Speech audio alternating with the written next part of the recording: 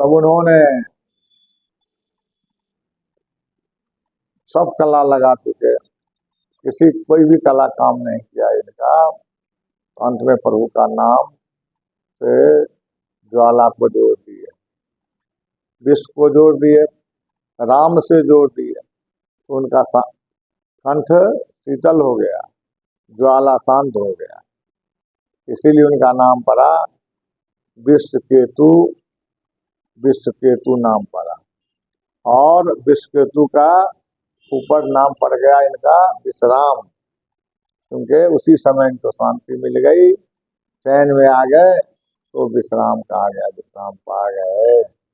तो उसी दिन से लोग ने देखा कि भोले बाबा विश्वकेतु है, नीलकंठ है, इनका कंठ जलता रहता है, वह कंठ में पीड़ा पहुंचा रहा है। तो पीड़ा को शांत करने के लिए भक्त लोग जल को ऊपर से चढ़ाते हैं, दूध से रुद्राभिषेक करते हैं, और ये सब करके अपने आप को संतुष्ट पाते हैं, अपने आप को संतुष्ट हो जाते हैं। प्रश्न उठता है कि तो ये तो बाहरी है, बाहरी पूजा पाठ के विषय में बताया गया। अंदर आत्मा से संतों ऋषियों मुनि ने कहा कि अंदर आत्मा से तो जल का मतलब होता है श्रद्धा रूपी जल चढ़ाना चाहिए। जिसको श्रद्धा ही नहीं है ऊपर का जल चढ़ाने से भोला बाबा का कोई असर पड़ने वाला नहीं है। सबसे बड़ी बात है श्रद्धा, श्रद्धा रूपी जल चाहिए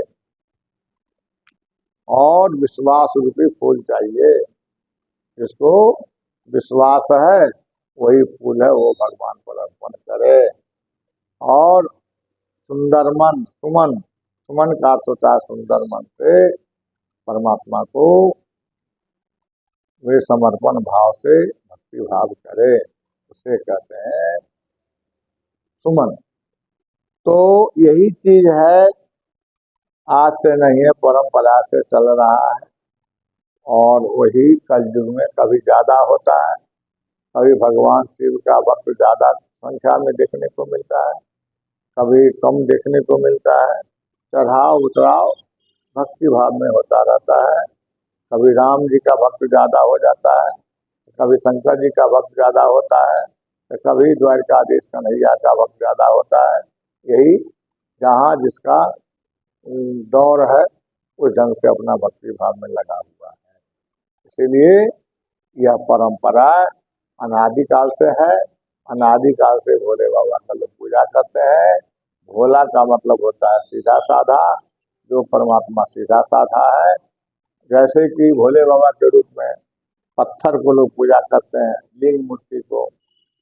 तो कुछ लोग ऐसे हैं पाखंड विषय का, पाखंड प्रवृत्ति का लोग है, कहते हैं कि पत्थर में क्या भगवान है।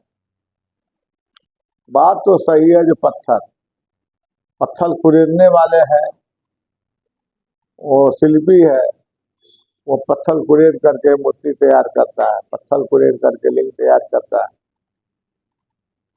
कर रहा है कि परंपरा से चल रहा है। पहले पत्थर की मूर्ति नहीं बनती, पहले सोने की मूर्ति होती थी और चांदी की मूर्ति बनाते थे, पित्तल का बनाते थे, तांबे का बनाते थे। और पत्थर का परंपरा जब से भगवान श्री राम आए हैं और श्री रामेश्वरम का पूजा की है, वहाँ हनुमत लाल जी महाराज गए और जयपुर से पत्थर का मूर्ति लेकर के आए। तो वहाँ पत्थर का मूर्ति परंपरा अनादि से चल रहा है।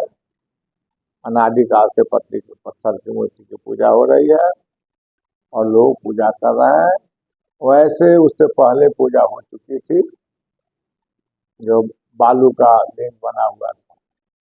बालू के लिंग के बाद जयनगर से जो ले गए मार्बल वाला लिंग, तो उसको पूजा भी किए। वो भी पहले वो पूजा है, तब ये पूजा, पूजा दोनों का है। बाहरी पूजा भी होती है, अब भीतर का भी पूजा है। समझने वाले अपना जैसे समझ कर चले। और कुछ लोग कुत्ता प्रवृत्ति का है, कुत्ते विचार का, जो एक जगह से उसको पेट नहीं भरता है, एक जगह से संतुष्टि नहीं मिलती है, 13 जगह कौड़ा खाने के लिए दौड़ता रहता है। वैसे प्रवृत्ति का भी कुछ इंसान है जो वहाँ भगवान है, वहाँ भगवान है, वहाँ भगवान है। अरे भगवान तेरे दिल में है, भगवान तेरे मन में है, भगवान तेरे आत्मा में है। भगवान अपने आप में झांक करके देखो, भगवान सभी जगह है। कोई कहता है कि गरुड़ पुराण पढ़ने से खींच करके ले जाता है आत्मा को। कहाँ ले जाता है भाई? जब वैकुंठ में ले जाता है, भगवान के यहाँ ले जाता है, नर्क में ले जाता है। ये सब बातें नहीं है। जब भगवान तेरा अंदरे में भगवान है, तो खींच के आत्मा कहाँ ले जाएगा? कहीं नहीं ले जाएगा। आत्मा में ही भगवान है, आत्मा में ही वैकुंठ है, आत्मा में ही नारायण